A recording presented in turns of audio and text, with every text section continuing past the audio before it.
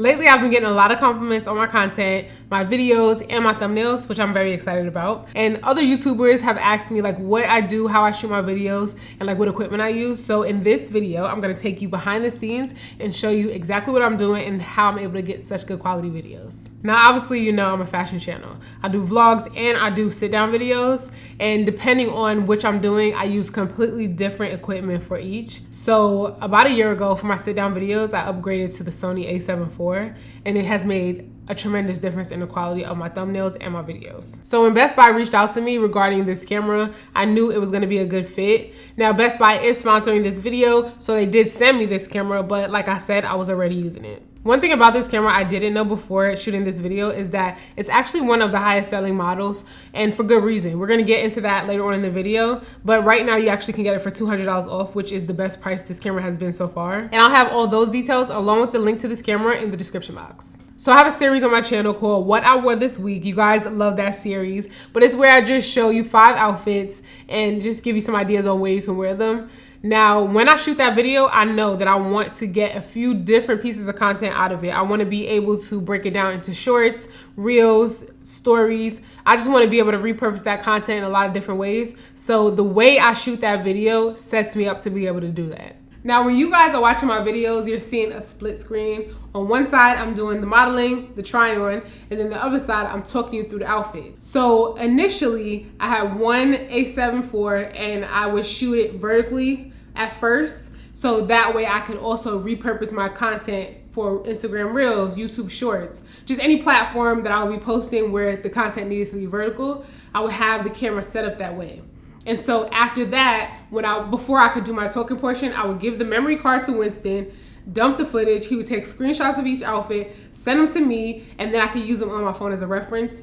Then I would come back to my setup, lower the camera, adjust the lens, fix my seating area, and that really added to how long it took me to film a video. Now with the 2 camera setup, I have both the Sony a7 IVs. One is set up vertically and then one is set up horizontally. So that way I'm able to collect all the footage that I need to be able to do a split screen video, but not have to adjust anything and still get that content vertically that I'm able to repurpose later on. So like I'll be here talking to you guys, and then I could go over here, do my modeling. If I wanted to, I could say something to the camera, because sometimes on my YouTube Shorts or my Instagram Reels, I'll do something or say something to you guys, or maybe I'll even try to be more creative and do something fun, and I definitely have that content vertically the way I need it to look. Then I could come back here to this camera that's set up horizontally, and I could just talk to you guys and just talk through the outfits. I really like to shoot wherever in my apartment, but mainly I shoot like in the living room and just in the seating area in general. And I have a lot of windows, which I love, and it's great to have a lot of sunlight, especially when you're recording. It's really nice to have natural sunlight. But with natural sunlight comes like pockets of darkness. It can create shadows, and that definitely affects the camera. And some cameras, when you are recording with a lot of natural light, and because it creates those pockets of darkness, the camera's trying to compensate for that. So you're not getting all the detail in the bright spots, and you're not getting all the detail in the dark spots. But with this Sony a7 IV, it's compensating for all of that. It has really great dynamic range, and it's able to pick up detail across all the light areas and the dark areas, and it really makes a difference in your footage.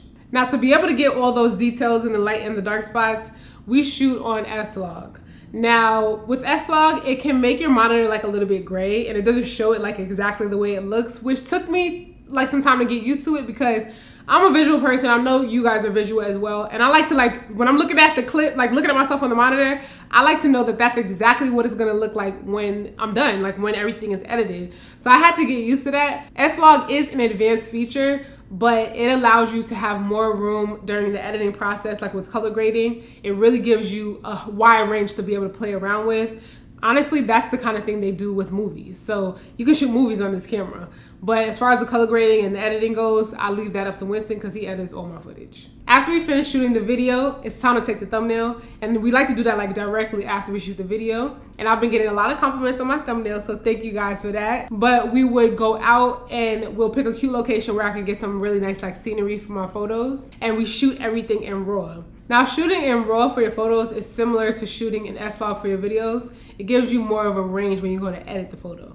Other great things about this camera are the slow motion and the stabilization, because when we're out taking photos, sometimes we'll switch off to video again because I know I want to include this in like an Instagram reel. So we'll shoot some things in slow motion, and the stabilization is really good because if we're getting like footage on the go, we don't have to worry about it being all shaky. Winston actually takes this camera to record his podcast, and that's a more stationary setup, but he gets really great quality there. We also took this camera to our very first Falcons game.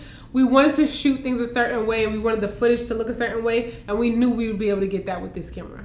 Now, I can't take all the credit because Winston does help me shoot and he edits all my footage, but he can only work with what the camera gives him. So this camera just takes amazing quality footage and photos, and so you're able to achieve this look. So whether you're somebody who records on your own and then you send the footage away to be edited, or you do both by yourself, you can definitely achieve the same look. So that's everything. Make sure you guys check the description box for a link to the Sony a7 IV, and I will have the sale information listed there as well, because you're gonna get that $200 off, and now's the time. This is the lowest price the camera has ever been, so now's a really good time to pick one up. Huge thanks to Best Buy for sponsoring this video. If you guys enjoyed it, make sure you give it a thumbs up, and make sure you subscribe if you haven't already. I'll catch you guys in the next video.